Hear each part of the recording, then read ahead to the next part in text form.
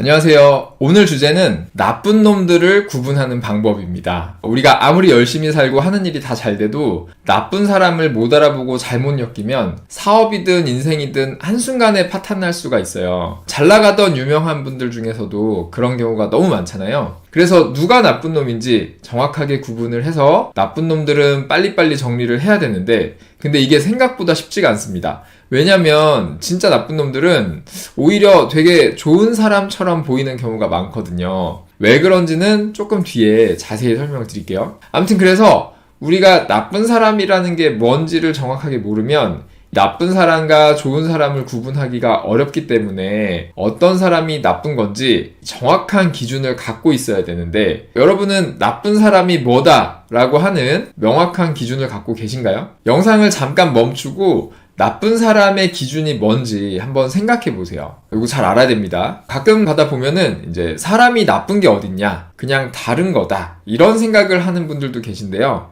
아니에요.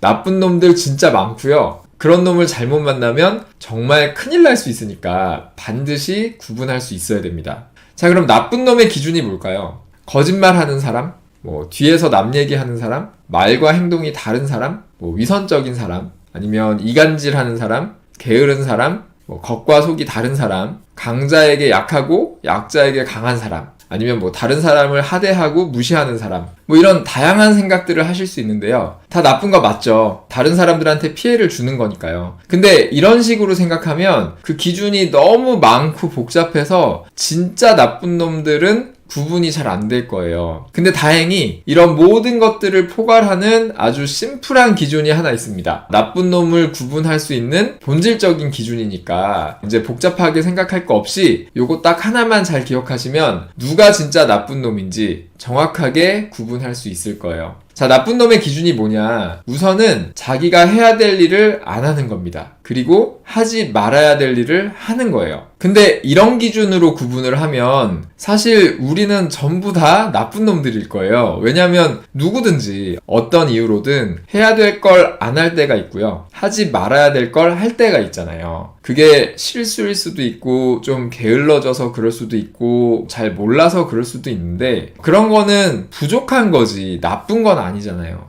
그러니까 방금 말씀드린 해야 될 일을 하지 않고 하지 말아야 될 일을 하는 요런 기준으로는 좋은 사람과 나쁜 사람을 구분할 수가 없습니다. 그러면 나쁜 사람을 구분하는 중요한 기준이 뭐냐? 그건 바로 어떤 잘못을 한 이후의 태도입니다. 어떤 문제가 생겼을 때 어떤 사람들은 자기가 잘못한 것부터 찾아요. 그리고 그걸 미안해하고 부끄러워하고 고치려고 노력을 합니다. 근데 어떤 사람들은 일단 잘못을 숨기려고 하고 변명하고 남 탓부터 해요. 그리고 본인이 잘못한 거는 생각을 안 해. 부끄러워하지도 않아요. 그래서 똑같은 문제가 계속 반복됩니다. 이렇게 부끄러움을 모르는 사람을 염치가 없다 또는 파렴치하다 라고 하는데, 이런 파렴치한 사람들은 자기가 잘못하는 거를 부끄러워하지 않기 때문에 거짓말도 잘해요. 그래서 제가 아까 처음에 진짜 나쁜 사람들은 오히려 좋은 사람처럼 보이는 경우가 많다고 했는데요. 그 이유가 진짜 나쁜 놈들은 뻔뻔하게 거짓말도 잘해서 자기가 좋은 사람인 척 연기도 잘하거든요. 그럴싸한 말들도 잘하고요. 위선자들이죠. 그래서 그 나쁜 놈들이 가끔씩 이상한 행동을 해도 그게 나빠서 그런 게 아니고 좀 부족해서 그런 건가? 라고 이제 착각하기가 쉽습니다. 그러면서 점점 관계가 깊어지다 보면 결국은 돌이키기 어려운 큰 문제가 생기게 됩니다. 아무튼 그래서 나쁜 놈들을 구분하는 게 어려울 수가 있는데, 근데 방금 말씀드린 그 기준, 그러니까 어떤 문제가 생긴 이후에 태도만 잘 보시면 그 사람이 부족한 건지 나쁜 건지 정확하게 구분을 할 수 있어요. 만약에 남 탓부터 하고 본인 잘못은 인정도 잘 안 하고 부끄러워하지도 않고 그러면 그놈이 바로 그 나쁜 놈일 가능성이 크니까 조금씩 거리를 두시면서 잘 보셔야 됩니다. 참고로 어린아이들은 그럴 수 있어요. 어릴 때는 원래 자기를 중심으로 생각하니까요. 근데 성인이 되면서 자연스럽게 이제 다른 사람에 대한 배려심이나 공감 능력 같은 게 생기잖아요. 그러면은 이제 자기가 잘못한 거를 미안해하고 부끄러워하고 안 그러려고 하는 게 당연한 건데, 이 나쁜 놈들은 도대체 왜 안 그럴까를 생각해보면 그런 전략이 생존에 더 더 유리하다라는 게 이제 학습이 돼서 그런 게 아닐까 싶고요. 그래서 본질적으로는 배려심이나 공감 능력이 부족해서 그런 게 아닌가 하는 생각이 들더라고요. 그래서 방금 제가 말씀드린 이 나쁜 사람의 기준은 결국은 배려심이나 공감 능력이 부족한 사람이라고 할 수도 있을 것 같아요. 그러면은 이게 나쁜 게 아니고 좀 다른 거 아니냐? 뭐 공감 능력이나 배려심이 부족한 게 나쁜 거냐? 라고 하실 수도 있을 것 같은데, 근데 중요한 건 그런 태도로 살면 결국 다른 사람들한테 자꾸 피해를 주는 거기 때문에 저는 그게 나쁜 거다라고 생각을 하는 거고요.